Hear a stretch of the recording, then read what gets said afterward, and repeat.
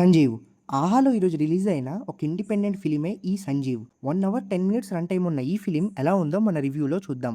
గంట సినిమాకి నువ్వేంట్రా రివ్యూ ఇచ్చేది అని మీరు అనుకోవచ్చు. బట్ ఒక జెన్యూన్ రివ్యూ వేస్తే ఖచ్చితంగా మేకర్స్‌కి మోటివేటింగ్‌గా ఉంటది.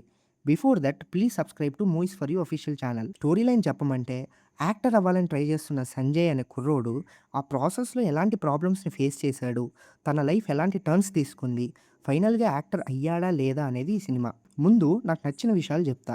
స్టోరీ లైన్ చాలా సార్లు చూసినా కూడా ప్రెజెంటేషన్ బాగుంది. స్టోరీ రెగ్యులర్‌గా ఉన్నా కూడా ఎమోషన్‌ని ప్రాపర్‌గా పట్టుకుంటే ఏ స్టోరీనైనా సరే ఎన్ని సార్లైనా చూడొచ్చు. సో, ఎమోషన్‌ని బాగా హ్యాండిల్ చేశారు. సీన్స్ ఎంగేజింగ్‌గా ఉంటే యాక్టర్స్ కొత్త వాళ్ళైనా, లో బడ్జెట్ ఫిల్మ్ అయినా ఎలాంటి కండిషన్స్ ఉన్నా కూడా డిస్కనెక్ట్ అవ్వకుండా చూస్తాం. యెస్, ఇలాంటివి చాలానే వచ్చాయి. బట్ ఉన్న స్కోప్‌లో మనం ఎంత చేయగలిగాం అనేది ఇంపార్టెంట్.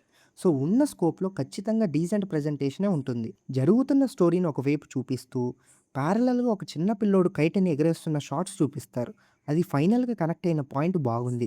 నాకు పర్సనల్‌గా ఇలా ఇండైరెక్ట్‌గా స్టోరీని చెప్పడం నచ్చుద్ది. సినిమా మీద అన్‌కండిషనల్ లవ్ ఉంటే, పిచ్చుంటే ఒకడు ఎంతవరకు వెళ్తాడు? అసలు అలాంటి మనిషి నిజ జీవితంలో ఎలా ఉంటాడు అనేది న్యాచురల్‌గా చూపిచ్చారు. సీన్స్‌లో యాక్టర్స్ యాక్ట్ చేస్తుంటే చాలా న్యాచురల్‌గా అనిపిచ్చింది. ఫస్ట్ టైమ్ యాక్టర్స్ అంత న్యాచురల్‌గా చేసినందుకు అప్రిషియేట్ జేయాలి. డైలాగ్స్ రైటింగ్ బాగుంది.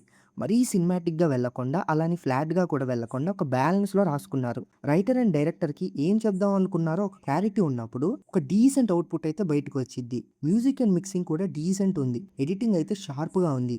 అసలెక్కడ అబ్రప్ట్‌గా అనిపించకుండా స్మూత్ ఫ్లో ఉంది. ఇంకా ఫీడ్‌బ్యాక్‌గా ఏం చెప్పొచ్చంటే కొన్ని సీన్స్‌లో ఫీల్ ఇంకా ఎన్హాన్స్ అవ్వచ్చు అనిపించింది. రిలేటబుల్ ఎమోషన్స్ అండ్ క్యారెక్టర్స్ కాబట్టి ఇంకొంచెం జాగ్రత్త తీసుకుంటే సీన్స్‌లో ఫీల్ ఇంకా బాగా ప్రొజెక్ట్ అయ్యేది. చూసి బానే ఉందిరా అనుకునే ఫిల్మ్‌కి, గుర్తుండిపోయే ఫిల్మ్‌కి ఉండే డిఫరెన్స్ అదే. ఆ ఫీల్ ఫ్యాక్టరే మేజర్ పార్ట్ ప్లే చేసిద్ది. ఇంకోటి క్యారెక్టర్స్‌ని యాస్పైరింగ్ యాక్టర్స్‌గా చూపిస్తారు. బట్ అంత డెడికేషన్ ఉన్నప్పుడు ఎందుకని రాంగ్ అలవాట్ల వైపు వెళ్తారనేది చూపించలేదు. వాళ్ళకి బ్యాడ్ హ్యాబిట్స్ ఉండవని కాదు. బట్ ఆ డెడికేషన్ ఉన్నప్పుడు మన మైండ్ బ్యాడ్ హ్యాబిట్స్ వైపుకి ఎలా టర్న్ అవుద్దనేది చూపించాల్సింది. అండ్ ఈ ఆడిషన్స్, కాస్టింగ్ వెనకాల జరిగే రియాలిటీని ఇంకా హార్డ్ హిట్టింగ్‌గా చూపించాల్సింది. ఆర్ ఇంకొన్ని డీటెయిల్స్ అండ్ ఇన్ఫర్మేషన్ ఇచ్చుంటే బాగుండేది. ఆ పాయింట్ ఆఫ్ వ్యూలో ఇంకా ఎక్స్‌ప్లోర్ చేసుంటే సాటిస్ఫైయింగ్‌గా అనిపించేది. రియాలిటీని చూపిస్తున్నప్పుడు మనం ఎంత కుదిరితే అంత నిజాన్ని చెప్పడానికి ట్రై చేయాలి.